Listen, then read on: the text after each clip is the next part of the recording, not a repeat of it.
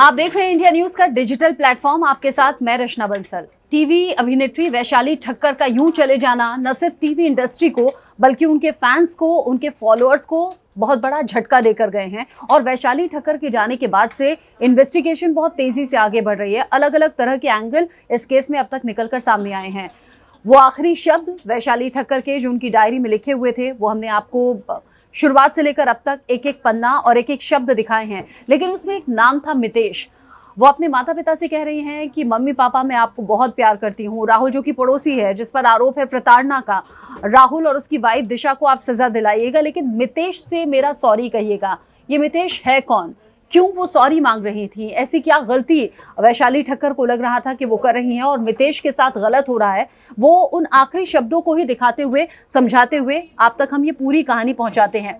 ये वो आखिरी शब्द हैं जो वैशाली ठक्कर ने अपने माता पिता के नाम लिखे और इसमें ये tell Mitesh I am sorry. यहाँ वो मितेश को सॉरी बोल रही हैं। रात करीब 12:30 बजे का वक्त था जब वैशाली ठक्कर ने अपने घर पर सुसाइड कर लिया और ये आखिरी शब्द अपने घर वालों के लिए, अपने माता पिता के लिए वो छोड़कर चली गई। वैशाली ठक्कर का यूं चले जाना परिवार के लिए सदमे वाली बात है, लेकिन यहाँ वो लिख रही हैं आई क्विट, यानी कि अब मैं हार चुकी हूँ, अब मैं निराश हूँ। वो ये भी लिख रही है कि मम्मी पापा मैं आपसे बहुत प्यार करती हूँ, मुझे माफ़ कर देना, मैं एक अच्छी बेटी नहीं बन पाई, लेकिन प्लीज़ राहुल और उसकी पत्नी को सज़ा ज़रूर दिलवाना। वो ये भी जिक्र कर रही हैं कि करीब 2.5 साल का वक्त हो चुका था जब मेंटली, फिजिकली हर तरीके से मुझे टॉर्चर किया जा रहा था। आपको मेरी कसम, ये देखिए ऊपर वाले शब्द हैं, आपको मेरी कसम खुश रहना, लेकिन साथ ही साथ राहुल को आप ज़रूर सज़ा दिलवाना।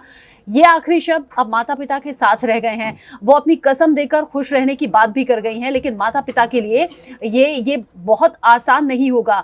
इन पलों को भुलाना बेहद ज़्यादा मुश्किल होगा और शायद आखिरी दम तक माता पिता इस झटके को, इस सदमे को भूल भी ना पाए।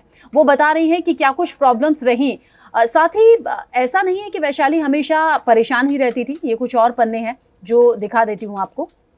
ऐसा नहीं है कि वैशाली ठक्कर हमेशा परेशान रहती थी या फिर पड़ोसी राहुल जो है वो हमेशा प्रेशर ही डाल रहा था। वैशाली खुश भी थी।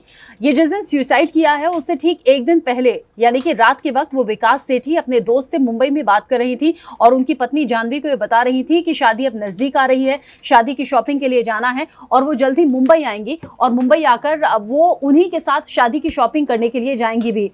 लेकिन कोई नहीं जानता था कि इतनी जल्दी ये कहानी इस तरीके से बदल जाएगी। वैशाली ठक्कर बता रही हैं, अपने दर्द को बयां करते हुए अपने आखिरी शब्दों में बता रही हैं कि इससे पहले जहां उनकी एंगेजमेंट हुई थी, अभिनव नाम का शख्स जो कि केन्या में डेंटल सर्जन है, उसे भी राहुल ने इसी तरह की कुछ पर्सनल पिक्चर्स भेज दी थी वैशाली ठक्कर के, जिसके बाद रिश्ता टूट गया था। और यहाँ भी इसी तरीके का डर वैशाली ठक्कर को सता रहा था। मितेश जो कि कैलिफोर्निया में है, सॉफ्टवेयर इंजीनियर हैं, मितेश को भी इसी तरह की पिक्चर्स या तो भेजी गई या फिर भेजने वाला था राहुल, और यही मेंटल टॉर्चर वैशाली ठक्कर बर्दाश्त नहीं कर पाई और इसीलिए कहा कि अब बस मुझसे बर्दाश्त नहीं हो रहा है, मैं हार मान चुकी हूँ, आई क्विट।